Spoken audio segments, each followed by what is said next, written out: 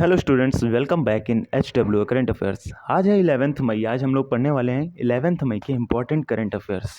I hope सभी अच्छे से प्रिपरेशन कर रहे होंगे और सभी अच्छे से पढ़ाई कर रहे होंगे।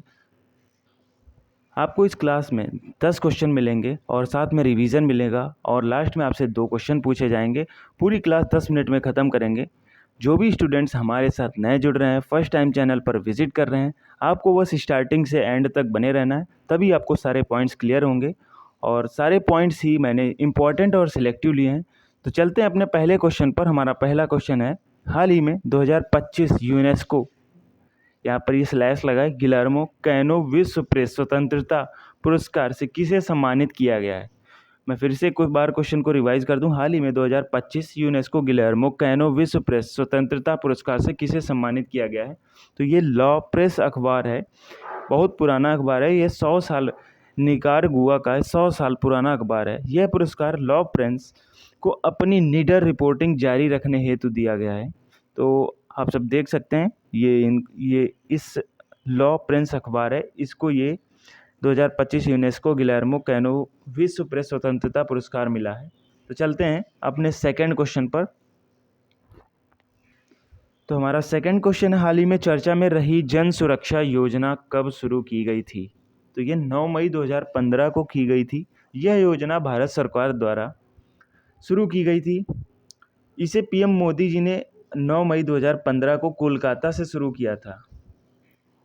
तो ये जन सुरक्षा योजना है, इसको ध्यान रखना। जन सुरक्षा योजना 9 मई 2015 को शुरू की गई थी। वन लाइनर में क्वेश्चन आ जाते हैं। चलते हैं अपने थर्ड क्वेश्चन पर। हाल ही में वर्ल्ड जूरिस्ट संगठन द्वारा मेडल ऑफ ऑनर से सम्मानित होने वाले पहले भारतीय वकील कौन बने हैं, यह आपको बताना है। तो ये भुवन रिभु बने हैं। बात करें वर्ल्ड जूरिस्ट की इस्टेब्लिशमेंट, वर्ल्ड जूरिस्ट एसोसिएशन की इस्टेब्लिशमेंट यानी कि स्थापना कब हुई, तो ये 1963 में हुई। हेडक्वार्टर की बात करें तो ये वाशिंगटन DC में है। चलते अपने फोर्थ क्वेश्चन पर। तो फोर्थ क्वेश्चन है, भारत का पहला स्वदेशी anti submarine shallow water craft का नाम क्या है। अब यहाँ पर देख सकते हैं स्वदेशी एंटी सबमरीन सैलो वाटर लिखा है, तो इससे आप समझ सकते हैं। तो ये सैलो वाटर का मतलब होता है छिछला पानी। क्राफ्ट का नाम क्या है ये आपको बताना है। तो इसका नाम है INS अर्नाला। बात करें इसको बनाया किसने है, तो ये ship garden reach ship builders and engineers, इसको GRAC बोलते हैं शॉर्ट फॉर्म में। ये कोलकाता ने बनाया है। यह नौसेना की एक छोटी युद्धपोत होती है। ये खासकर छिछले पानी में, देखिए छिछले पानी में काम करने हेतु बनी होती है। तो आई होप सारे पॉइंट्स मैंने क्लियर करा दिए आपको। तो चलते हैं अपने फिफ्थ क्वेश्चन पर। हाल ही में विश्व प्रवासी पक्षी दिवस कब मनाया गया है, तो ये 10 मई को मनाया गया। और बात करें वर्ल्ड माइग्रेटरी बर्ड डे, इसको विश्व प्रवासी पक्षी दिवस, इसको इंग्लिश में बोलते हैं वर्ल्ड माइग्रेटरी बर्ड डे। तो ये 10 से 11 अक्टूबर तक मनाया जाएगा, तब तक चलेगा। 10 मई से 11 अक्टूबर तक मनाया जाएगा। चलते हैं अपने सिक्स्थ क्वेश्चन पर। तो हमारा सिक्स्थ क्वेश्चन है, हाल ही में दिल्ली सरकार ने किसके सहयोग से वायु प्रदूषण को कम करने हेतु क्लाउड सीडिंग की घोषणा की है।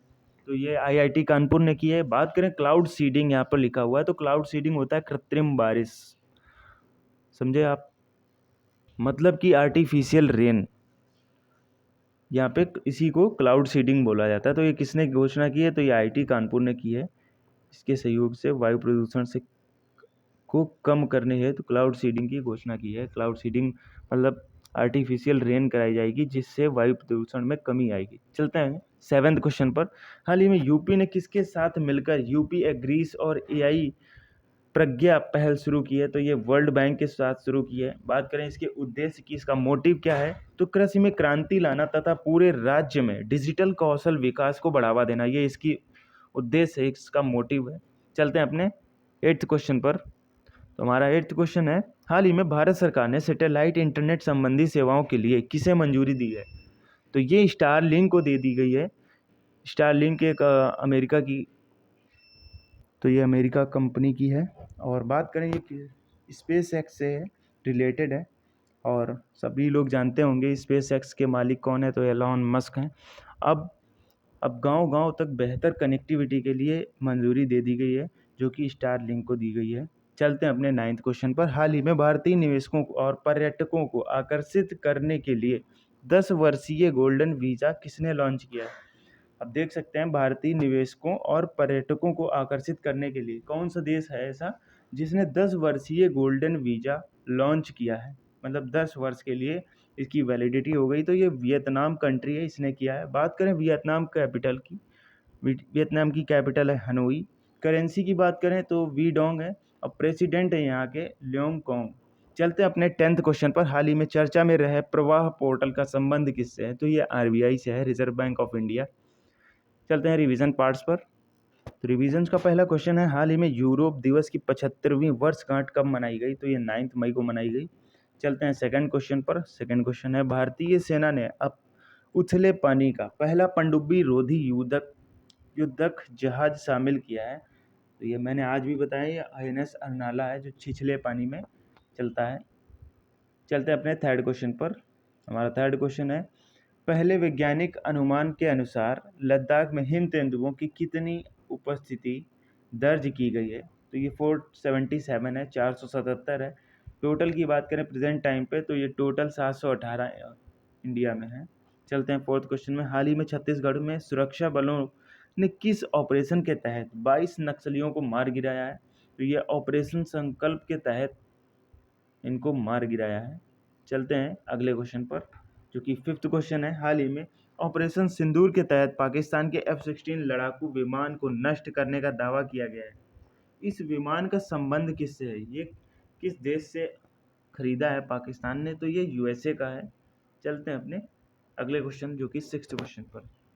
हमारा सिक्स्थ क्वेश्चन है, हाल ही में पंडित लक्ष्मी चंद्र कलाकार सामाजिक सम्मान योजना किसने शुरू की है? तो ये हरियाणा ने की है। इसका लाभ संगीत, नृत्य, चित्रकला और रंगमंच जैसे वरिष्ठ योगदानकर्ताओं को दिया जाएगा।